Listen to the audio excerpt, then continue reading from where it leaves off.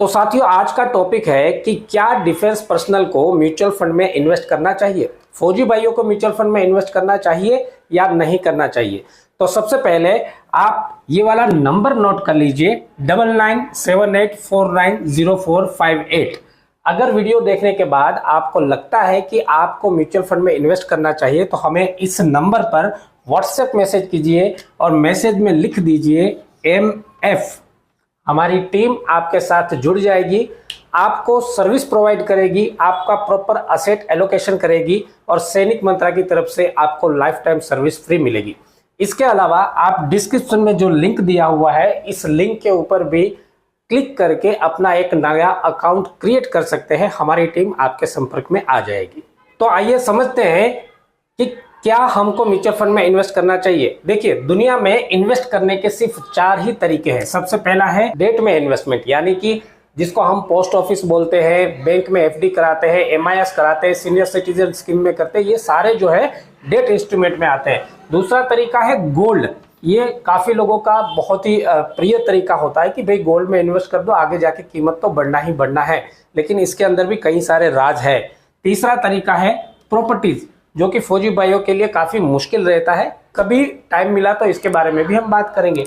और चौथा तरीका है इक्विटी, यानी कि mutual fund, share market, corporates. अभी तक का जो इतिहास रहा है उसमें इन चारों तरीकों में से सबसे ज्यादा रिटर्न दिया है इक्विटी ने।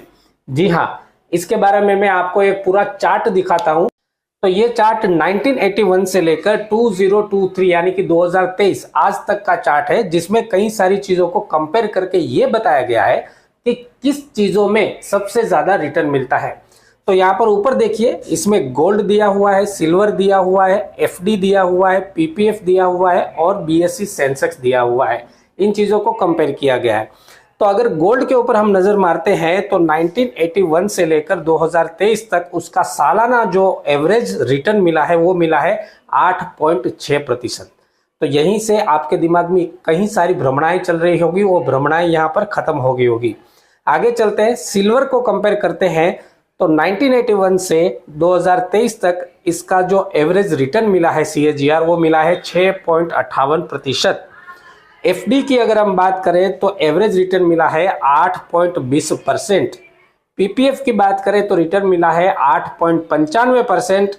और अगर सेंसेक्स की बात करें तो उसमें रिटर्न मिला है 13.01%। यानी कि सबसे ज्यादा रिटर्न आज तक इक्विटी में ही मिला है। तो एक बात तो यहाँ पर साफ हो जाती है कि इन सारी चीजों में सबसे ज्यादा रिटर्न अगर आपको चाहिए, अपने पैसों को आसानी से बढ़ाना है, तो आपको इक्विटी में इन्वेस्ट करना चाहिए। लेकिन फिर भी हम डिफेंस में रहते हुए भी हम क्या करते हैं कि अपना जितना भी इन्वेस्टमेंट होता है वो हम चाहते हैं कि हमारा इन्वेस्टमेंट सेफ रहे, सेफर रहे और सेफेस्ट रहे। और सेफ इन्वेस्टमेंट करने के चक्कर में हम ज़्यादा से ज़्यादा अपना इन्वेस्टमेंट डेट के अंदर कर देते हैं, फिक्स डिपॉजिट करा देते हैं, RD अकाउंट्स खुला देते हैं, MIS कर देते हैं, सीनियर सिटीजन स्कीम में डाल देते हैं। अब जहां सेफ्टी की बात आ रही है तो मुझे ये समझ में नहीं आता कि हमारे डिफेंस पर्सनल किस तरह से अनसेफ है। देखिए, डिफेंस पर्सनल जितने सेफ है उतना तो कंपैरिजन में कोई भी सेफ नहीं है। और ये रियलिटी हमने कोरोना काल में देखी है। जब हम रिटायर्ड हुए थे कोरोना में, दुनिया बहुत परेशान हुई थी, लोगों के बिजनेस छूट गए, लोगों की जॉब छूट गई, नौकरियां छूट गई। उसके बावजूद भी डिफेंस पर्सनल को टक करके हर महीने की तारीख को पेंशन आ जाती थी। यानी कि हम सरकारी कर्मचारी और रिटायरमेंट के बाद में पेंशन जारी, दोनों तरफ से हमको फायदा मिल रहा है। अगर आप ऑन सर्विस हो तो आपको सैलरी तो मिल ही रही है, उसके साथ में कई सारी सुविधाएं मिल रही है, जैसे मेडिकल फैसिलिटी है, महंगाई से लड़ने के लिए कैंटीन फैसिलिटी है। वही सम सेम चीज़ें एक सर्विसमैन बनने के बाद भी, पेंशन जाने के बाद भी मिलती हैं। तो किस तरह से हमें इससे ज़्यादा और सेफ चाहिए, ये चीज़ आपको समझनी होगी। अगर इतनी सेफ्टी मिलने के बाद में भी हम अपने पैसों को बढ़ाने के लिए सेफ्टी ढूंढ रहे हैं तो ये हमारी एक बहुत बड़ी गलती है दोस्तों। अगर हमने इन्वेस्टमेंट करना है और अपने पैसों को आसानी से बढ़ाना है तो यहाँ पर थोड़ा सा रिस्क लेके हमें इक्विटी में इन्वेस्ट करना चाहिए। और जब हम सेफ्टी से इन्वेस्ट करने के लिए जब डेट इंस्ट्रूमेंट में इन्वेस्ट करते हैं तो उसमें किस तरह से हमारा नुकसान हो जाता है वो ज़रा सा मैं आपको दिखाना चाहता हूँ। देखिए, डेट और इक्विटी दोनों के अंदर जो टैक्स स्लैब है उसमें बहुत बड़ा फर्क है और वो जब आप डेट के अंदर, एस्टिमेट के अंदर आप इन्वेस्ट करते हैं पोस्ट ऑफिस में, एमडी में, आरडी में, तो किस तरह से आपको नुकसान देता है, थोड़ा उसके बारे में समझते हैं। तो यहाँ पर देखिए मैंने दो विभाग बनाया है, एक है डेट का और एक है इक्विटी का। थोड़े इसके टैक्स स्लैब को समझते हैं और ये समझते हैं कि हमें डेट में इन्वेस्ट करने से कितना बड़ा नुकसान होता है। जब भी आप डेट स्कीमों में इन्वेस्ट करते हैं, ऐसी स्कीमें जहां पर टाइम पीरियड नहीं है और वो 80C के अंतर्गत नहीं आती है, वहां पर आपको टैक्स लगता है। तो ये टैक्स कैसे लगता है, थोड़ा इसको समझिए। मान लीजिए कि आपने 10 लाख रुपए इन्वेस्ट किए हैं और 10 लाख के ऊपर आपको सालाना तकरीबन 7% का इंटरेस्ट मिल रहा है। तो 7% का इंटरेस्ट मिल रहा है, तो 10 लाख के ऊपर आपको सालाना जो ब्याज की कमाई मिली वो मिली तकरीबन 70,000 रुपए। ठीक है, मैं यहां पर लिख देता हूं, 70,000 रुपए आपको कमाई मिली। लेकिन इस ब्याज के ऊपर आपका जो टैक्स लगता है वो नए रूल्स के हिसाब से आपके इनकम टैक्स स्लैब के अनुसार मिलता है। आप मेरी बात समझ पा रहे होंगे, यानी कि इनकम टैक्स का जो स्लैब है 10%, 30% वाला, तो जिस स्लैब में आप आते हो उसी स्लैब के अनुसार इस ब्याज के ऊपर भी आपको टैक्स देना होगा। अब मान लीजिए कि आपका इनकम टैक्स स्लैब जो है वो 30% में आता है, तो ये जो 70,000 रुपए आपने कमाए हैं इसके ऊपर आपको 30% टैक्स भरना पड़ेगा। इसका मतलब 70,000 रुपए में से आपको तकरीबन 21,000 रुपए का टैक्स लग जाएगा। आप मेरी बात समझ रहे हैं, 70,000 में से 21,000 रुपए का तो आपको टैक्स लग गया।